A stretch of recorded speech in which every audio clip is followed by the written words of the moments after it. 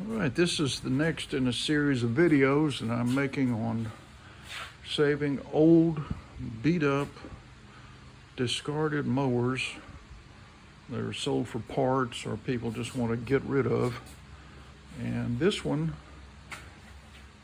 is a big quantum engine, got the big back wheels. It's very old, it's very rough. Got the carburetor just hanging off there, not attached to the gas tank at all. And so obviously I've got to put a new carburetor on there. Just hanging. The vanity cover, this is what it looks like. This is an old Murray Briggs and Stratton push mower, and one of the reasons I know it's old is it's rated by horsepower instead of gross torque.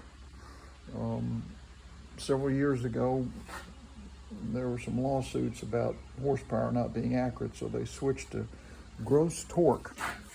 And this is a Murray. Hard to see with all the mud, but it's 22315X, then an 8. Yeah, 8E. And I really like these old mowers, the ones with the big wheels and the quantum engines. It does have a working mulch plate on the sides where you could put a discharge chute if you wanted to of some kind. This has been completely mangled, but it does work, because I've already started work on this mower. Just so you know, I've taken off the vanity covers. You can see the rewinder is completely messed up. There goes the rope all the way over there and back, so it's been pulled out, and I've got to figure out what's wrong with the rewinder. When I got this mower from a lady who got it out of a storage shed, she's one of those people that bid on storage wars, where they could bid on storage sheds that people hadn't paid the rent on, and they buy the whole thing and get everything in there. Well, she had a bunch of old lawnmowers, and this is one of them. I've disconnected the spring so I could try to pull the cord, and then this is what happened. So that's got to be addressed. Lucky for me, it actually has a blade, and it does have a spark plug in it. It was missing the dipstick, which of course worried me. And I assumed there wasn't going to be any oil in there, but there is oil in there, and it's even at the correct level. It's just black as coal. This mower does take a bag that, first of all, we need to see if we can get this thing repaired and get it running. The kill switch cable, of course, is gone. Here's the rusty end of it with the not much of it left, really. It's kind of broken off right there. And I've got this stuff wrapped around out of the way so I could pull cord and the kill cable, so I could at least get it home in my truck without it getting tangled up in stuff. So that's where we are. The handle looks like it's in the short position, so I'm going to change that if I can and move it up to this hole if it'll fit, and give me a little higher. I think that'll give me a little higher handle. It's hard to tell till you take it apart, see how this thing is oriented. But let's start to work on this mower. The first thing I'm going to do is tilt the gas tank back. Got this out of the way. By the way, the little screws that hold this on are still in there. There's really no point in taking this plastic piece off right now, this black plastic. I just wanted to get the whole thing off to get the tank off. So the little screws are still there. I'm a little worried about losing those, but I think they'll stay in place. I may take that black plastic thing off just to get the screws out so I don't lose them. But here's the dirty condition underneath. Let's go over here and look at the carburetor again. I want to see if this moves or not. Okay, this somebody has bent that up to freeze it, and that's okay. But see this piece here? This has been bent so far forward that the RPMs on this would be way too high. So I'm going to go ahead and push this back about right there and see how that is. Okay, that's probably a little too loose. But of course the carburetor's not even on, but once I get that carburetor on, I think that's a little better position for that. All right, so I'm going to set the phone down and we're going to go to work on this old mower. I haven't named her yet, like I do with all my mowers, but I think she's going to be an L. We got a good position for this camera. I think that's pretty good. There we go.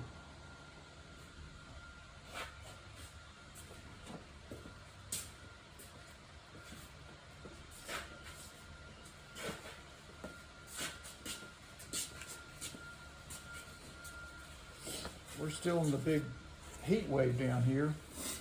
I'm in South Carolina. This is the same week that they had that terrible flooding out in Kerrville, Texas, in the hill country, where all those poor people got swept away in that flash flood. God bless them and their families. Let's see if I can start to work on this thing now. All right, I've already taken out the little 5/16 shoulder screws that hold this tank on, and you can see how loose this is. It's pretty loose, so I think I will set this back. But first, I've got to get this pull cord and figure out how to address it, get it out of the way so it's not interfering. Right now, it's just pulled all the way out.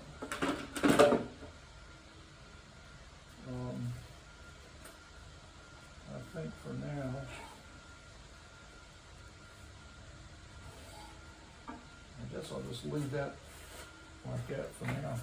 See if I can tilt this back a little bit. I'm looking for critters, don't see any yet. All right, now, allergies are not good today.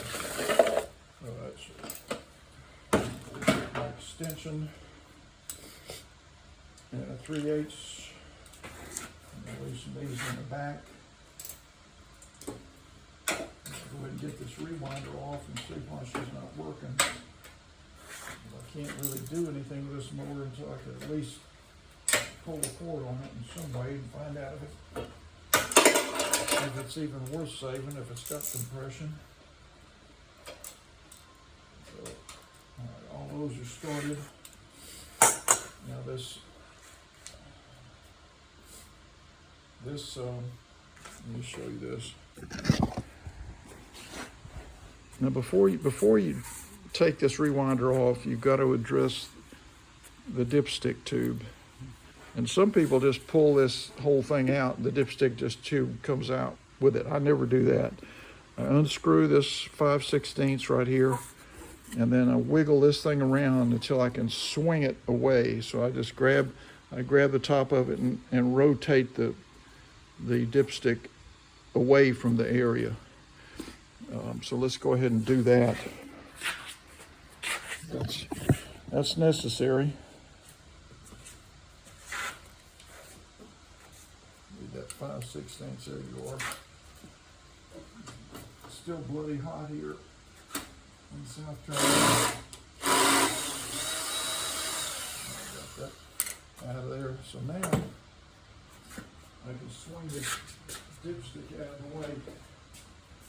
So I'm going to pull up on it a little bit and swing it away, but first I want to brush around it with a brush or toothbrush or something and clear the debris away from the bottom of the dipstick so it doesn't fall in the crankcase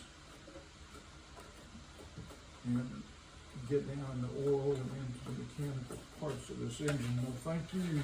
So I'm pulling up and wiggling it around. Come on, you. Starting to break free, I think. There we go. Okay, I've swung it away. Let me show you what I mean by that. So that's what I mean. See, I've swung it away. I haven't removed it. It just sort of pivots away like that. So now I can take off this rewinder. So stay with me. That's enough for now. We're going to continue working on this guy.